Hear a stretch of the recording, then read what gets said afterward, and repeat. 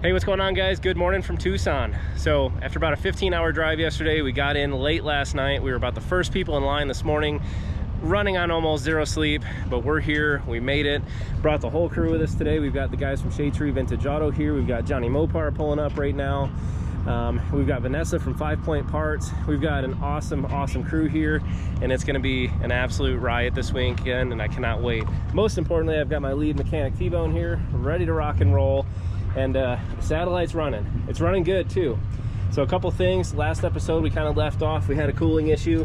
I did throw a clutch fan back on it, and voila, our cooling issues seem to have gone away. It's running between 180 and 190 degrees full time. So let's cross our fingers and hope it doesn't overheat today.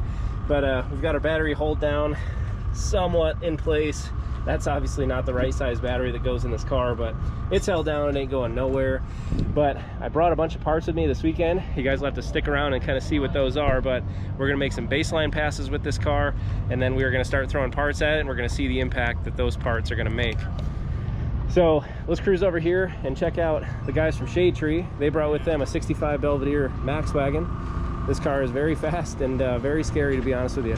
I went for a ride in this thing with T-Bone, and it's an absolute riot. And yeah, I can't wait to see this thing run today.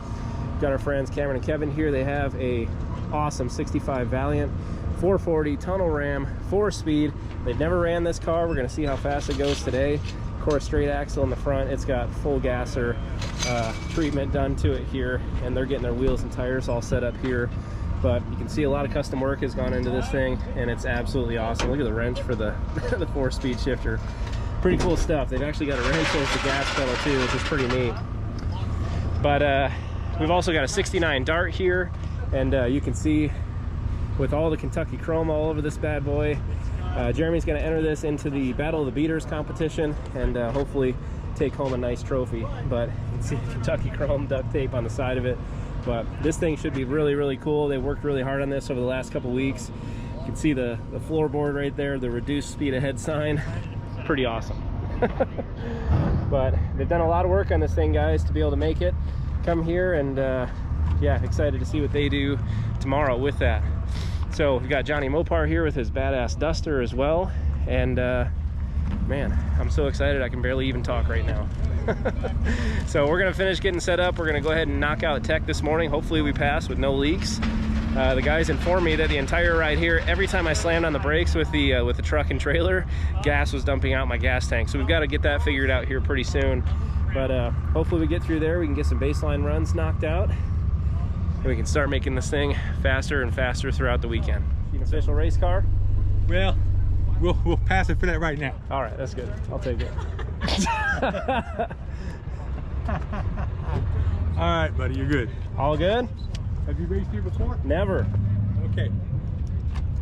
Staging lanes, straight ahead. Yep. Go around behind the blue building right there. Okay. Starting line's over here. And down track, there'll be 2 exits open today, 2 and 3. Okay. Left lane has the right of way. Okay. He exits first. If he's way behind you, take it right on down to the last turn around and swing around, come back up the return road. I think it's going to be the other way. Probably. I think I will be behind everybody I race today. Probably so, but I wasn't going to say that.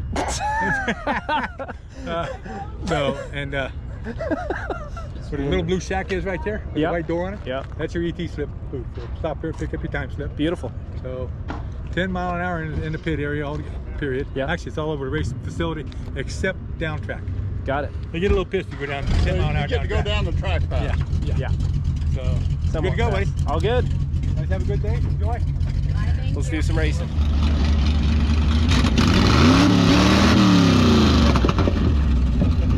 Sorry about your audio.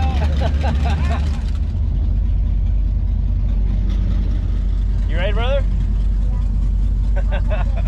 Here we go.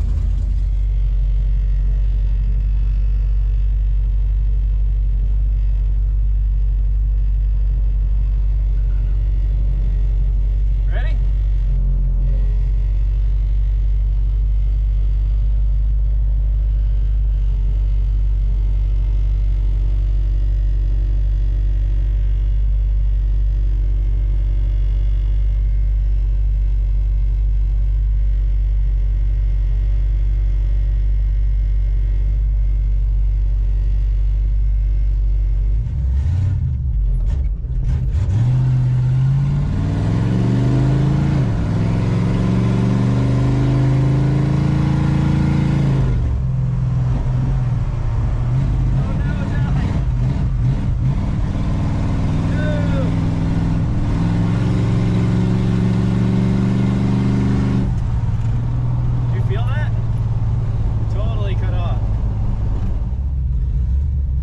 halfway through the run when it was actually shifting into overdrive, third, total cut. So that time probably sucked. I bet you that was 20 seconds. It was not fast at all. So let's get this time slip and see what we got. Thanks. 19.6. For what? Jeez. Well, I guess we might have to run it again and see what happens there when it shifts into third. I don't know why it totally fell on its face. I thought that it actually stalled out. But we got to figure that out. Well, that sucked. I waited about an hour. We got all the way to the front of the staging. I was pushing the car to the front and tried to start it, would not start. And had Jeremy bring me some gas. Thought maybe it could be out of gas, but my distributor was like hand tight. So unfortunately, I had to take the ride of shame with the ATV all the way down the track. We've got Jeremy backing up the Dart right now to load me up, take us back to the spot so we can reset the timing, tighten down the distributor, and hopefully make a few more passes. So hopefully that's all that it is, and we can get back to making some, hopefully some better times. Alrighty, you guys, we are back in the staging lane here, actually in the exact same spot where the car would not start. So we got her running again, found a couple things wrong. Number one, distributor, like I showed you guys, or told you, the hold down was loose. It was completely moving around. We also found that the accelerator pump on the car was not working correctly. So the needle was actually completely locked on the inside of the carb. So we're able to free that up, and now it's actually running a whole lot better. And I'm pretty sure that also explains why we had the shitty launch the first run, and then also we had where it just completely fell flat on its face in third gear. So hopefully those issues are resolved. This is probably going to be the last run that we get in tonight. So hopefully we can shave a few seconds off, and yeah, tomorrow we can do a rear end swap on this thing. I'm pretty stoked about it. But we are headed forward. So we're actually going to be racing Jeremy in this race. I've got my man T-Bone here.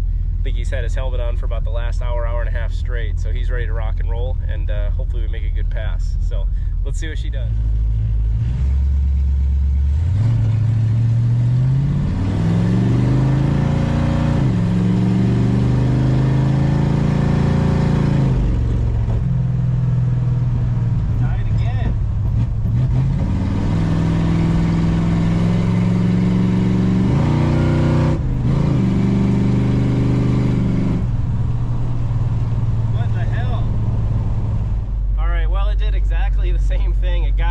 Jump start off the line, but it completely falls on its face in third gear. I don't understand it, so we'll have to go back, see what the guys think, and make some adjustments and try to make a decent freaking pass. Frustrating. So we'll get it figured out. Alrighty guys, well, we snuck back in the staging lanes. Thankfully the line was not very long. I'm going to try to manual shift it this time, so guys seem to think it should make a difference. So we'll see. I hope it's a lot faster than it was before. You ready? He's pretty wore out. It's about 10:30 at night, so let's do this and we'll see if it makes any difference.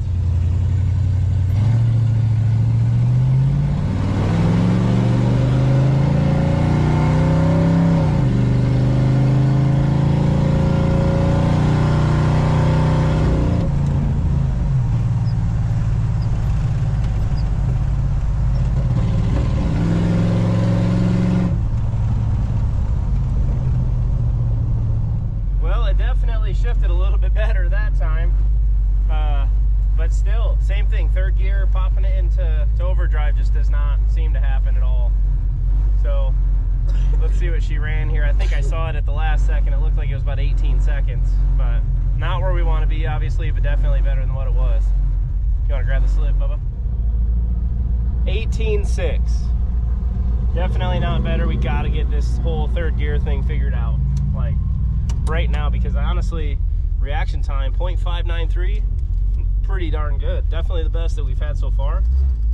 So yeah, 18.6 at 60 miles an hour. That's ridiculous, man. So we made really good time for the first half or so. 60 foot 2.8. So well, that's probably the last pass we're gonna get tonight, unfortunately. So we'll see what we can do first thing in the morning and go from there. Alrighty, you guys, so day two, we're out here in the staging lanes, ready to go. And thought about it all last night, first thing this morning, and we think we nailed it down to the kickdown linkage. So what we're thinking is that, you know, the linkage is actually too tight, putting too much pressure on the valve body and the transmission. So we actually disconnected it. We're gonna try to manual shift again, and hopefully we can actually make a complete pass this time.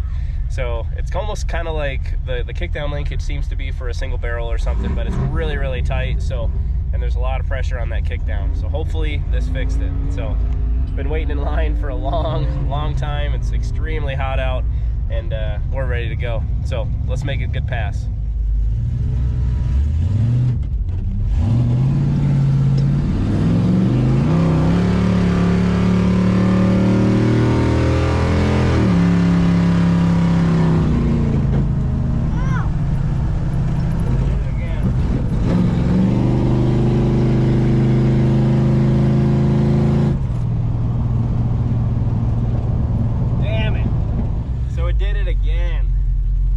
First gear was a little weird actually. Second gear, nice pull, and then again that overdrive, it just falls completely on its face, and that's with the kickdown linkage completely disconnected.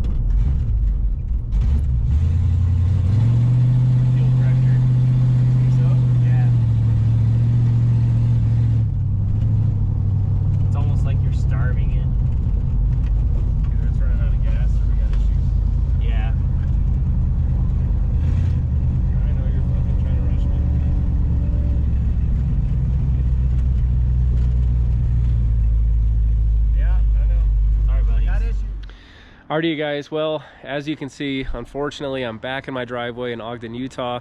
We just got home. We drove about 850 miles today from Tucson all the way back to Ogden, straight shot. I'm absolutely smoked. I had so much fun this weekend, although it was a very disappointing weekend in general with the car. You know, hung my head pretty low, didn't say too much the entire drive back, but in general, I'm still really proud of what we did. We took this car from sitting where it was in a lot in California for years and years. We got this thing running, we got it driving, and we had the audacity to take it drag racing in less than 3 weeks of having it. And we were able to make it down the track about, I think, 7 times or so out of 10. I'll get into that in just a second because she's really, really broke, and we're gonna have some work to do, but I'm so excited to get this car done and make it go faster and faster and just keep on making it better, and that's exactly what we're gonna do. But before I get into those details, 2 things. Number 1, huge shout out, thanks to Dave Freiberger, Steve Dulcich, Lucky Costa, the Roadkill, the Motor Trend, like all the people that helped put on the event. We had so much fun. The kids got to make passes all weekend in my car, and then also Jeremy and his crew from Shade Tree Vintage Auto. Those guys are amazing. If you have not checked out their channel, definitely do so. They're always going on really cool adventures. They've got a ton of cars for sale. Check them out. They're great guys. But they took the kids also all weekend, and they 100% have the bug. So been home maybe an hour, got the car unloaded, got everything kind of back to where it needs to be. And T-Bone already is like, Dad, when are you gonna work on the car? So they got the bug, I got it too, and we can't wait to tear into this thing. So, you know, the 3 times we were sent back to the pit, we had fuel issues. Every single time I stop or stomp on the brakes rather, fuel rushes to the front of the tank and it is just pouring out gas out of the front of the fuel tank. So was able to tighten up the fuel sender about a 1/4 turn, actually got quite a bit on it, but that seal all the way around there, it was just pouring 110 octane fuel on the ground. It's all down to my trailer. we lost a lot of gas and a lot of money doing that. But we have big fuel system issues we got to work through. We've also got carburetor issues. We battled that damn Holley 770 Street Avenger all weekend long. Accelerator pump was having big issues, completely locking up. We think we may have a fuel vapor lock issue as well, because we're still running that steel line from the fuel pump up to the carb. We think that's causing us issues. And just in general, you know, that on top of the transmission issues, which really almost the entire weekend long, I was not able to shift it into third gear whatsoever. So we disconnected the kickdown linkage. We tried a bunch of stuff. Tried shifting from first, second to third, from first to third. I mean, starting in, you know, third, everything. And it just completely fell on its face. And honestly, it resulted in a pretty massive transmission leak as well, which we've got to get into. But you know what? I'm definitely not built for automatic transmissions. It's just not very enjoyable for me, especially when we're having issues and leaks and all sorts of other things. So I'm here to tell you right now, and all the 727 guys out there are going to freak out when I say it, but that thing is coming out of this car, and we are going to do either a 4-speed or a 5-speed swap in this if we go a TKX route, which we may do just to have kind of some modern stuff on it. But I just want it to be reliable, I want it to be fun, and I don't want to have to deal with all the BS that comes with having the 727s, which again, if they're done right, they're bulletproof. This car sat for a long time, and most likely it has not been touched since it was in the motorhome. But if we're going to fix it, we're going to make it better. And better in my eyes is having something that I can actually shift through the gears, because it's a lot more fun for me. Let's see what else.